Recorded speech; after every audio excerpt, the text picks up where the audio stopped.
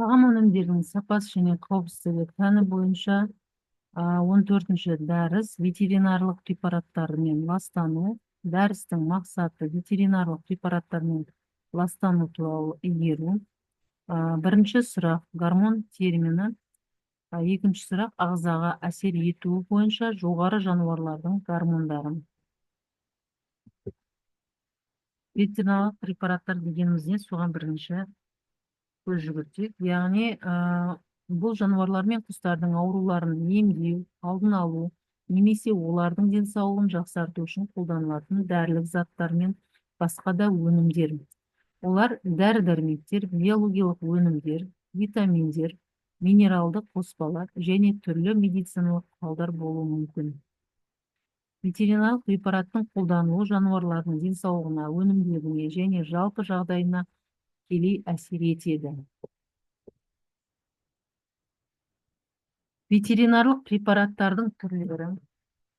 Дәрілік препараттар, антибиотиктер, бактериялық инфекцияларды емдеуге арналған препараттар, мысалы пенициллин, тетрациклин, және де саңырауқұлақтарға қарсы қолданатын, яғни зең саңырауқұлақтарын алдын алуға арналған флуконазол сияқты препараттар, вирусқа қарсы қолданатын препараттар, мысалы ацикловир, және де паразитке қарсы қолданатын препараттар жануарлар ішкі және сыртқы паразиттерді жою үшін, мысалы ивермектин, және де суыққа қарсы қолданылатын қабынудың алдын алуға арналған дәрілер, мысалы диклофенак.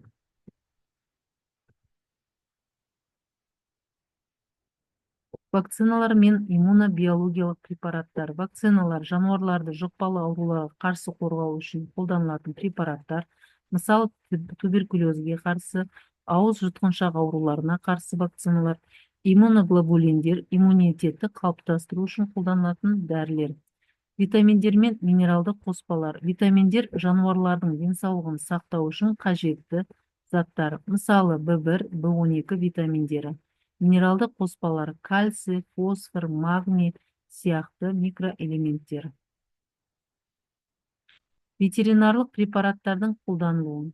Ауруларды емдеу мақсатында, яғни жалпы ветеринар препараттар үш мақсатта қолданылады. Ол бірінші емдік мақсатта, екінші емдік профилактикалық, және де үшінші өсу стимулятор ретінде қолданылуы мүмкін. Ауруларды емдеу мақсатында инфекциялық, паразитарлық, вирусологиялық аурулар, алдын алу үшін вакциналар арқылы инфекциялық аурулардың алдын алу, жалпы денсаулықты жақсарту мақсатында витаминдер, минерал заттар, солардың қоспаларын азық ретінде қолданатын препараттар жатады. Препараттардың қауіпсіздігі. Ветеринарлық препараттарды қолдануда дозаны дұрыс сақтау, жануарлардың түріне және аурудың түріне байланысты қолдану өте маңызды. Сонымен қатар сүйек етінің қауіпсіздігі мен химиялық қалдықтар туралы ережелерді сақтау өте маңызды. Келесі гормон. Гормон дегеніміз не? Алғаш грек тілінен аударғанда талаптандырамын, қоздырамын деген мағынаны білдіретін. Старлингтің 1905 жылы ашқан, яғни осы Старлинг ағылшын физиологы, сол 1905 жылдан бері осы гормон терминін қолданып келеміз. Старлинг ағылшын физиологы заманауи физиология ғылымына үлес қосқан көрнекті ғалым. Ол адам мен жануарлар организмінде көптеген маңызды физиологиялық процестерді зерттеген. Оның ең танымал еңбектері қан айналымы, бүйрек жұмысы, гормондар және ас қорыту жүйесіне қатысты. Старлинг заңы жүрекке қатысты, ол жүректің жұмысын сипаттайтын маңызды заңды ашты. Старлингтің жүрек заңы, бұл заң бойынша жүрекке қан қаншалықты көп келсе, жүрек соғу соғұрлым күштірек болады. Яғни жүрек өзінің көлеміне сәйкес жұмыс істейді. Гормон терминін енгізуі. 1905 жылы Старлинг алғаш рет гормон деген терминді енгізді. Ішек қарыннан бөлінетін секретін деген затты зерттеп, оны қан арқылы ұйқы безіне әсер ететінін анықтады. Бұл эндокринологияның негізін салған жаңалық болды. Капиллярларда сұйықтық алмасу теориясы, ол Старлинг күштері деген ұғымды енгізіп, капиллярлардағы сұйықтықтың қозғалысын қан мен жасуша аралық кеңістің арасын түсіндірді. Ол сұйықтық алмасудың негізін құрайтын маңызды теория. Гормондар ағзаның морфологиялық дамуында және оның органдарының биохимиялық, биофизикалық қызметінде белгілі бір роль атқаратын химиялық заттар болып табылады. Тірі жасуша шығаратын бұл органикалық заттар гуморальды жолмен көшіріледі. Ағзаның түрлі жүйелерінің қызметін реттеуші ретінде әсер етеді. Көпшілік гормондар жасуша аралық сұйықтықта, қан, лимфа және тағы басқада бөлінеді. Осылайша әсер ететін органдарға жетеді. Бірақ тін гормондары және нейрогормондар сияқты кейбір гормондар қан ағынынан өтіп кетіп, өздері әсер ететін шектелген тін аумағының шектеріне тікелей бөлінеді. Гормондарды анықтайтын белгілердің біріне өте аз концентрацияда олардың биологиялық белсенділігі жатады. Осы белгісі бойынша гормондарды биологиялық белсенді заттар класына жатқызады. Ол классқа ферменттер және дәрумендерді де жатқызады. Бірақ гормондар ферменттер сияқты органикалық катализаторлар болып табылмайды. Бірақ катализдейтін ферменттермен жүретін зат алмасу реакциясының ағымына жанама түрде әсер етеді. Гормондардың дәрумендерден айырмашылығы олар ағзаға сырттан түспейді. Ағза ішінде өндіріледі. Гормондардың биосинтезіне арналған құрылыс материалы ағзаға тағаммен түсуі мүмкін. Ағзаға әсер ету бойынша жоғары жануарлардың гормондарын зат алмасуға серпін беретін гормондар йодталған тираминдер сияқты. Жүйке жүйесін қоздыратын гормондар, мысалы ацетилхолин, пирокатехин аминдер, өндіру гормондар, жыныс гормондарының түрлері және гормоналды қызметті реттейтін гормондар гипофиз тропиндері сияқты түрмен жіктеуге болады. Гормондар құрылымы бойынша фенол туындылары, яғни адреналин, норадреналин, тироксин, белоктар, яғни инсулин, гипофиздік алдыңғы үлесінің гормондары, хорионикалық гонадотропин, тироглобулин, секретин, пептидтер, адренокортикотропты гормон, вазопрессин, окситоцин, стероидты гормондар, эстрогендер, андрогендер, прогестерон, кортикостероид деп бөлуге болады.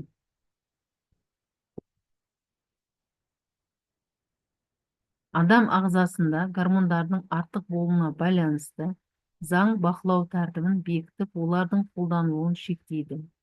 Мысалы, біздің елдің мал шаруашылығында стильбендерді қолдануға рұқсат етілмейді. Сондықтан көтерме саудада сатылатын ет өнімдерінің құрамында диэтилстилбестрол болмауы тиіс.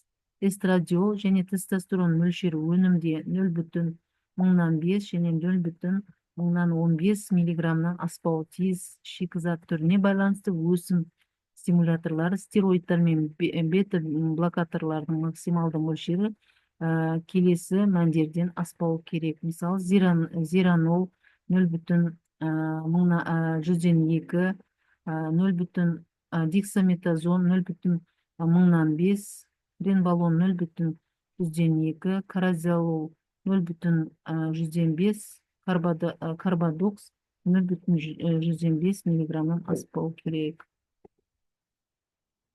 Ветеринарлық препараттардың түрлері: антибиотиктер, яғни бұл жұқпалы ауруларды емдеу үшін алдын алуға қолданылады. Гормондар малдың өсуін жеделдету немесе өнімділігін арттыру үшін. Антипаразитарлық дәрілер ішкі және сыртқы паразиттермен күресу үшін. Вакциналар мен иммуномодуляторлар жұқпалы аурулардың алдын алу үшін. Ластану жолдары: малдың нәжісі мен зәрі арқылы дәрілердің қалдықтар топыраққа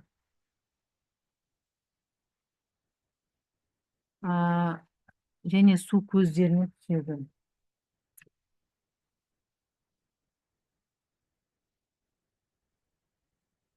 Мал өнімдері арқылы ет, сүт, жұмыртқада дәрі қалдықтары сақталып қалуы мүмкін.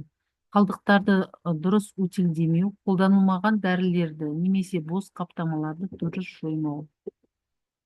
Салдары адам денсаулығына антибиотиктерге төзімділіктің артуы, адамдарда бактериялар антибиотиктерге бейімделуі, олардың емдеу қиындығы түсуі, аллергиялық реакциялар, антибиотик мен немесе гормон қалдықтары аллергия тудыруы мүмкін. Гормондық бұзылыстар, ет пен сүт пен гормон қалдықтары түссе, олар адамның эндокриндік жүйесіне әсер етуі мүмкін. Қоршаған ортаға су және топырақтың ластануы, препараттар табиғи ортаға түсіп, микроорганизмдер мен өсімдіктердің тепе-теңдігін бұзуы мүмкін. Биоалуан түрліліктің төмендеуі, яғни кейбір препараттар жәндіктер мен пайдалы бактерияларға да зиян келтіреді. Алдын алу жолдары: ветеринарлық бақылауды күшейту, дәрілерді тек қажет жағдайда және дозасын сақтау арқылы қолдану, күтім мерзімін сақтау, яғни малға дәрі берілгеннен кейін белгілі бір уақыт өткен соң ғана өнімін пайдалану. Өйткені көптеген дәрі-дәрмектер жаңағыдай адамның болсын, жануардың болсын, ыдырау уақыты болады. Адам ағзасынан ыдырап кету уақыты және жануар ағзасына ыдырап кету уақыты бар. Мысалы, тетрациклиннің ыдырау уақыты ол 6-7 күн. Яғни осы уақыт аралығында емдеу шарасы жүргеннен кейін, бір аптадан кейін ғана ол жаңағы жануардан, сол түліктен тек қана өнім алуға болады. Яғни сол емдеу барысында емдегеннен кейін 6 күн аралығында одан өнім алынбайды. Ол ет өнімі болсын, сүт өнімі болсын. Экологиялық қауіпсіз утилдеу, артық немесе жарамсыз дәрілер мен қаптамаларды арнайы тәртіппен жою. Альтернатив әдістерді қолдану, мысалы пробиотиктер, фитотерапия немесе вакцинация арқылы аурулардың алдын алу. Яғни дәрі-дәрмектерді барынша тек қана емдік мақсатта қолдану, болмаса сол малдың ауырмауын алдын алу жолдарын, яғни ол үшін қандай да бір малға жағдай жасалуы, яғни ауырмауына, және де альтернатива ретінде жаңағы малдың азығын, тағамын минералды және витаминдермен байыту, иммунитетін көтеруге әсер ететін қоспаларды қосу, табиғи қоспаларды, табиғи өсімдіктерді, фитогормондар мен фитоантибиотиктерді қолдану.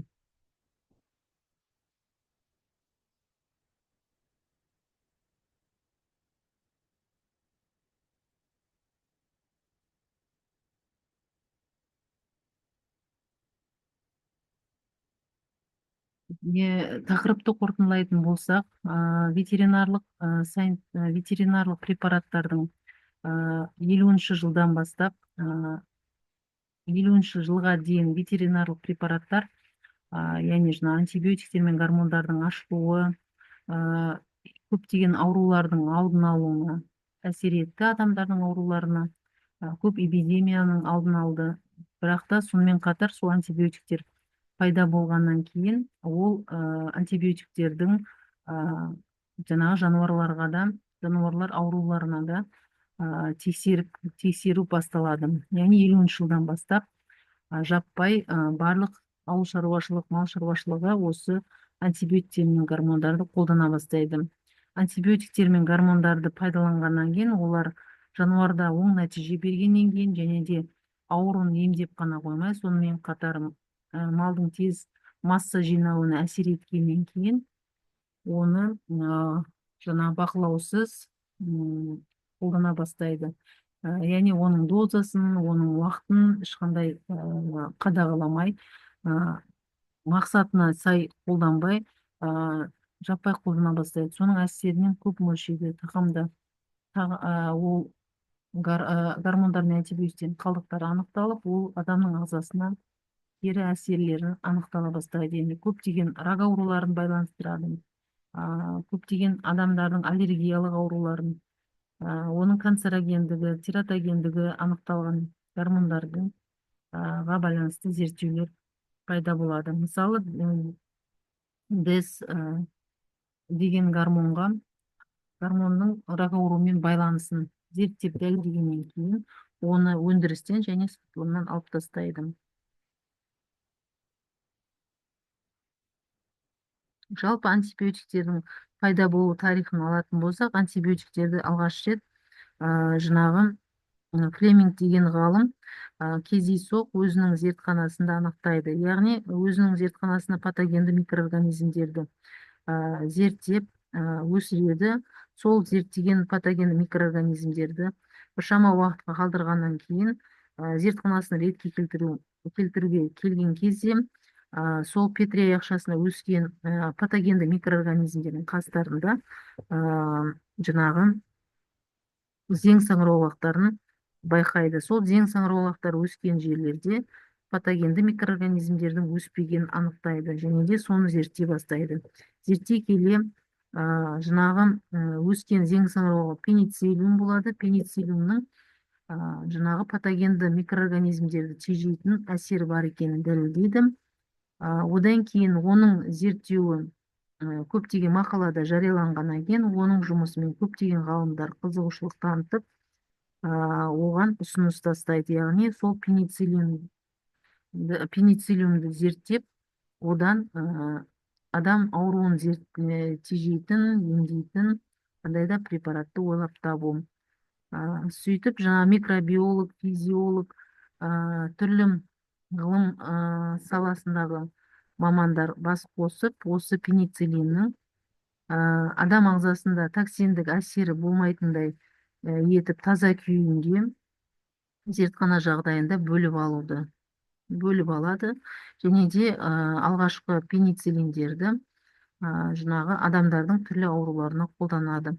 Және де осы пенициллинді қолданғаннан кейін көптеген ауруларды емдейді және де оң нәтиже бергеннен кейін ол пенициллинді басқа да жаңа мал шаруашылығына қолдана бастайды. Енді пенициллиннің ашылуы көптеген антибиотиктердің ашылуына септігін тигізді. Қазіргі таңда 9 мыңнан аса антибиотиктер ойлап табылды осы күнге дейін, бірақ соның 200-і ғана тағам саласында және медицина, косметология тағы басқа салаларда қолданады.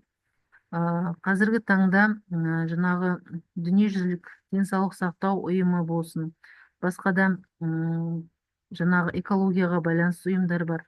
Олардың жаңағы дабыл қағуы осы антибиотиктерді және гормондарды тек қана жаңағы медицинада қолданылса, тек қана адамға ғана қолданылса, болмаса адамға қолданылған антибиотиктер мен гормондар тек адамға және де жануардікі өзінің бөлек антибиотиктер мен гормондары болса, ортақ гормондардың болмауы, сосын жаңағы себептен себепсіз бұлардың қолдануы болашақта түрлі эпидемияға алып келуін айтады. Өйткені қазіргі таңда жаңа антибиотик мен гормондар ойлап табылып жатқан жоқ. Сол бұрынғы антибиотик мен гормондарды қолданып келеді. Бірақ та антибиотиктердің мысалы бейімделу, яғни резистенттілік тудыру қабілеті бар. Сол резистенттілік тудыру, яғни бір антибиотиктің адам ағзасына түскеннен кейін келесі расымен ол адам ауырған кезде ол антибиотиктің ешқандай әсері болмауы, яғни адамның ағзасының микроағзалары бейімделгеннен кейін келесі расымен адам ауырған кезде, мысалы туберкулез ауруымен оған мысалы стрептомицин антибиотигінің ешқандай әсері болмауы сияқты зерттеулер бар.